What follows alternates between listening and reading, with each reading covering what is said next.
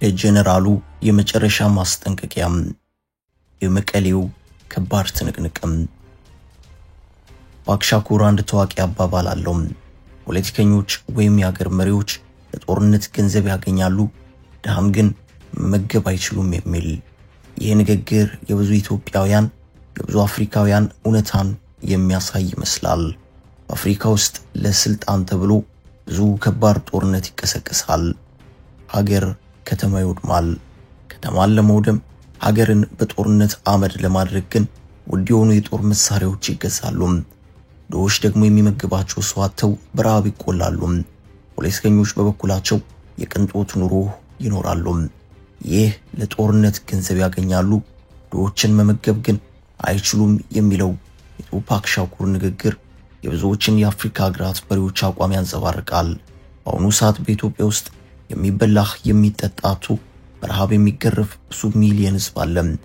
ኢትዮጵያ ውስጥ በትንሹ ወደ 20 ሚሊዮን አካባቢ ህዝቦች አስቸኳይ የእርዳታ ድጋፍ ያስፈልጋቸዋል። ይህም በተባበሩት መንግስታት ድርጅት የተገለጸ ጉዳይ ነው። በሌላ በኩል ደግሞ ታዋቂዎች ወይም ፖለቲከኞች ማዶ ለማዶ ሆነው ለመታኮስ ዝግጁ ሆነዋል። ጥይታቸውን ወልውለው ለመዋጋት ዝግጁ ነን እያሉ ይዛዛታሉ። ስለ ጦርነት ሲነሳ ብዙ ጊዜ የሚሰማህ አንድ የሰርቢያኖች አባባል አለ። አባባሉ የሰርቢያኖች ይሁን አይሁን ማረጋገጫ የለውም። ነገር ግን በጦርነት ውስጥ ላለፉት ሀገራት እውነተኛ አባባል ሆኖ አግኝቼዋለሁ። ጦርነት ሲጀምር አካባቢ ፖለቲከኞች ጥይት ያቀብላሉ። ጥይት በአናት ባናቱ ለሚዋጋላቸው ወታደር ወይም ታጣቂ ይሰጣሉ። ባለጸጎች ወይም ሀብታሞች ደግሞ ፖለቲከኞችን በመደገፍ ምግብ ይሰጣሉ። ብዙ እርዳታ በመለገስ ጦርነቱ እንዲፋፋም ያደርጋሉ። ሀብታም ገንዘቡን ሲሰጥ፣ ድሆች ግን ልጆቻቸውን ለጦርነት ይለግሳሉ። ጦርነት እንደተጀመረ ሁሉ ያልቃል። በራሱ ጊዜ የወሰደውን ዓመት ወይንም ወር ወስዶ ሊጠናቀቅ ይችላል። ጦርነቱ ሲጠናቀቅ ታዲያ ህይወት እንደተለመደው አትቀጥልም። በጦርነት ምክንያት ረሃብ ይከሰታል። በጦርነት ምክንያት ብዙ ሀብት ንብረት ይወድማል። በጦርነት ምክንያት ሴቶች በወታደሮች ይደፈራሉ። በጦርነት ምክንያት ህፃናት ወላጅ አልባ ይሆናሉ። በጦርነት ምክንያት የኑሮ ውድነት እየተባባሰ ይመጣል። መኖርም አድካሚ ይሆናል። ወደ ሰርቢያኖች አባባል ስመለስ ጦርነት ሲያበቃ ፖለቲከኞች ይታረቃሉ፣ ፍቅር ነን ይላሉ፣ የቀረውን ጥይታቸውን ይሰበስባሉ። ባለጸጎች ከጦርነቱ በተረፈው ሀብታቸው ማደግ ይጀምራሉ። ድሆች ግን ልጆቻቸውን በመቃብር ስፍራ ይፈልጋሉ። የየትኛውም ሀገር በጦርነት ያሳለፈ ሀገር ታሪክ ነው። ደም አፋሳሹ የሰሜኑ ጦርነት 3 ክልሎችን አውድሞ ተጠናቋል። ይጠናቀቅ እንጂ ሌላ ጦርነት አዋልዶ የተራዘመ ጦርነት እንዲፈጠር ምክንያት ሆኗል። ጦርነት ሲጠናቀቅ ፖለቲከኞች ይግባባሉ፣ ይዋደዳሉ፣ ወደ እርቅ ይመጣሉ። ወታደሮች ግን ብዙ ጊዜ ክህደት እንደተፈጸመባቸው አስባሉ። ተክደናል፣ ላደረግነው አስተዋጽኦ የሚገባንን አላገኘንም ማለት ይጀምራሉ። ፖለቲከኞች ደግሞ ወደ ቀድሞ ኑሯቸው፣ ወደ ቀድሞ ስልጣናቸው ይመለሳሉ። ኢትዮጵያ ውስጥ እየሆነ ያለውም የሆነው አሁን በኢትዮጵያ ውስጥ ያሉት ተዋጊ ኃይሎች ተክደናል፣ አስፈላጊውን ጥቅም አላገኘንም እያሉ ነው። ሰሞኑን በትግራይ ክልል የወታደሮች አመጽ እንደተቀጣጠለ ነው። አመጹ 4ኛ ቀኑን ደፍኗል።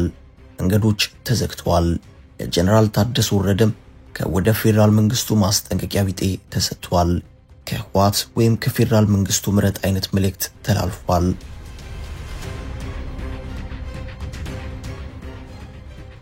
አሁኑ ሰዓት መቀሌ ከባድ ውጥረት ውስጥ የገባች ይመስላል።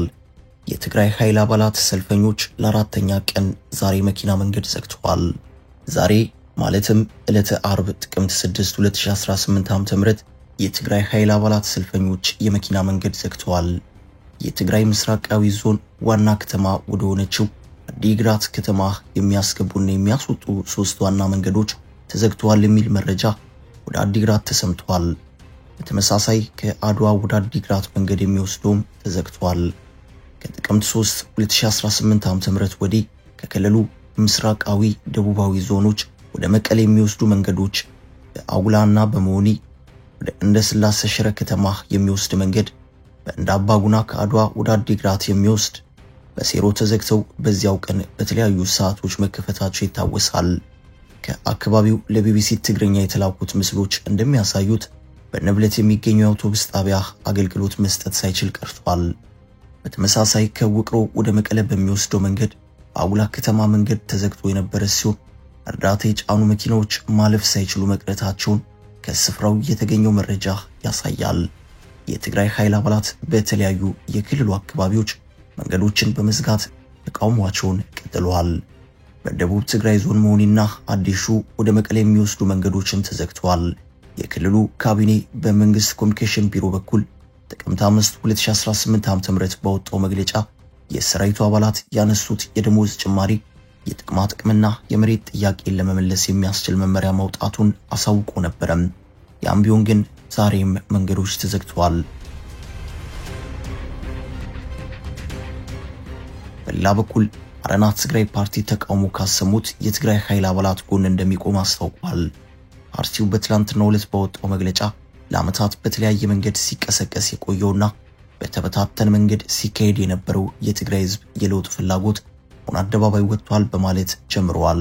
ሲቀጥልም ከቅርብ ጊዜ ወዲህ በትግራይ ውስጥ በርካታ የህዝብ ጥያቄዎች እየተነሱ ከህወሓት መልስ ቢጠብቁም መልስ ማግኘት እንዳልቻሉ አስረድተዋል። አረና ፓርቲ በመግለጫው ራስን በራስ የማስተዳደር ጉዳይ፣ የአካል ጉዳተኞችና ታጋዮች ቅሬታ፣ የመምህራንና የመንግስት ሰራተኞች ውዝፍ ደሞዝ፣ የሶስተኛ ዙር 70 ካሬ ሜትር ማህበራት ጉዳይ፣ የቀድሞ የትግራይ ፖሊስ አባላት ጥያቄ፣ የታክሲና ባጃጅ ሹፌሮች ጉዳይ፣ በሴቶች ላይ የሚደርሰውን ጭቆናና ግድያ በተመለከተ፣ የመሬት ወረራ፣ ህገወጥ የወርቅ ማዕድን ማውጣትና የመርዛማ ኬሚካሎች መስፋፋት በቅርብ ጊዜ በትግራይ ጥያቄ ያስነሱ ጉዳዮች መሆናቸውን ጠቅሷል። ጨምሮም ከትግራይ ህዝብ የወጣው ህወሓት እነዚህ የህዝብ ጥያቄዎች በኃይል እንዲታፈኑ በማድረጉ ለጊዜውም ቢሆን የለውጥ ፍላጎቱ እንዲጨናገፍ አድርጓል ካለ በኋላ ህወሓት የህዝቡንም ሆነ የሰራዊቱን ጥያቄ የመፍታት አቅሙም ሆነ ፍላጎቱም እንደሌለው መረዳቱን አስታውቋል። ከጥቅምት 8 ቀን ጀምሮ የቲዲኤፍ አባላት አደባባይ ወጥተው ተቃውሞ በማሰማት ላይ መሆናቸውን ጠቅሶ ጥያቄያቸውም አንደኛ ደሞዝና ጥቅማ ጥቅም የሚሰጠው በአድሎ ነው፣ ሁለተኛ የአንድ ፓርቲ ሰራዊት አይደለንም፣ ሶስተኛ እኛ የምንፈልገው ሰላም እንጂ ጦርነት አይደለም፣ አራተኛ ቤት መስሪያ መሬት ይሰጠን፣ አምስተኛ ካድሬዎች የሚንፈላሰሱባትና ታጋዮች የሚያፍሩባት ትግራይን አንፈልግም የሚል መሆናቸውን ጠቅሷል።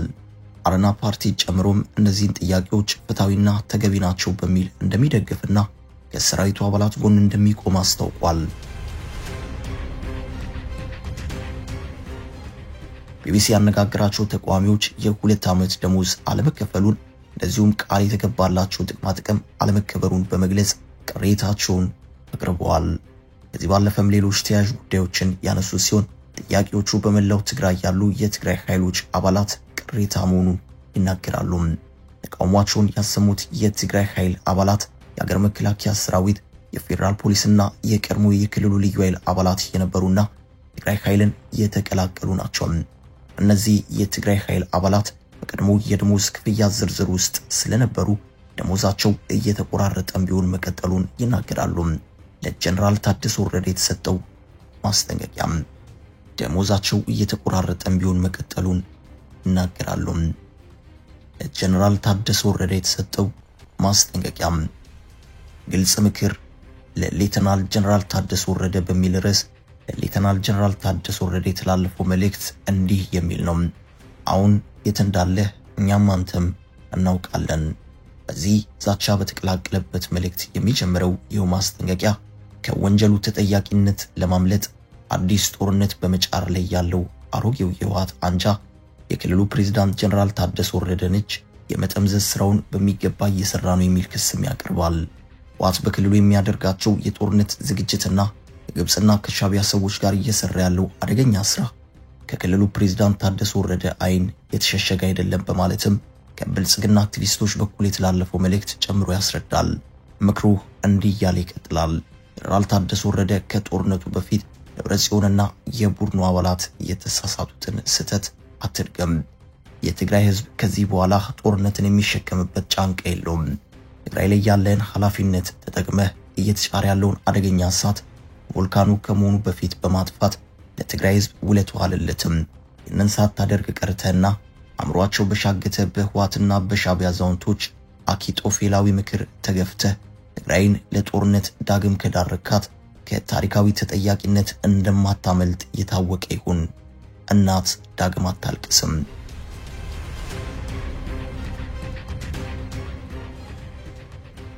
ከቀናት በፊት ደግሞ ቀድሞ የትግራይ ጊዜያዊ አስተዳደር ምክትል ፕሬዝዳንት ጀነራል ጻድቃን ገብረትንሳይ ፌደራል መንግስቱ የትግራይ ጊዜያዊ አስተዳደር ፕሬዝዳንት ጀነራል ታደሰ ወረደን እንዲጠራ ኤንቢሲ ከተሰኘ የቴሌቪዥን ጣቢያ ጋር ባደረጉት ቃለ ምልልስ ጠይቀዋል። ጀነራል ጻድቃን በትግራይ በአሁኑ ወቅት መንግስት የለም ብለዋል። ቀድሞ ምክትል ፕሬዝዳንት ጀነራል ታደሰ በቀድሞ የጌታቸው ጊዜያዊ አስተዳደር ላይ በጸጥታ ኃይሎች የታገዘ መፈንቅለ መንግስት ለማድረግ አሲረው ነበር በማለት ጀነራል ጻድቃን ከሰዋል። ጀነራል ታደሰ የጌታቸው አስተዳደር ተልእኮውን እንዳያሳካ የመቀልበስ ስራ እንደሰሩ ስራቸውን በአግባቡ እንዳልተወጡና የጊዜያዊ አስተዳደሩ አባላት ጭምር ኤርትራ መንግስት ጋር ሲገናኙ እርምጃ መውሰድ እንዳልቻሉ ጠቅሰው ጻድቃን ተችተዋል ስትል ዋዜማ ዘግባለችም። ሌተናል ጀነራል ጻድቃንና አቶ ጌታቸው ረዳ ጠቅላይ ሚኒስትር አብይ አህመድ አማካሪ ከባዱላ ገመዳ ጋር በባሌ ከተማ ሲታዩ፣ በሌላ በኩል በመቀሌ ከተማ አመጽ መቀስቀሱ የብዙዎችን ቀልብ ስቧል። መቀሌና ባሌ የሚል ስምም ተሰጥቶታል። ጠቅላይ ሚኒስትር አብይ አህመድና ቀዳማዊ እመቤት ዝናሽ ታያቸው የተለያዩ የመንግስት ኃላፊዎች ጋር በመሆን ባሌ ዞን ገብተው በመገንባት ላይ ያለውን የዲንሾ ሎጅና አካባቢውን ለዚሁም የጌሴ ሳር ምድርን ተመልክተዋል። በዚህ ምልከታ ላይ ሌተናል ጀነራል ጻድቃንና አቶ ጌታቸው ረዳ ተገኝተዋል። አበቃን። ሰናይ ጊዜን ተመኘን።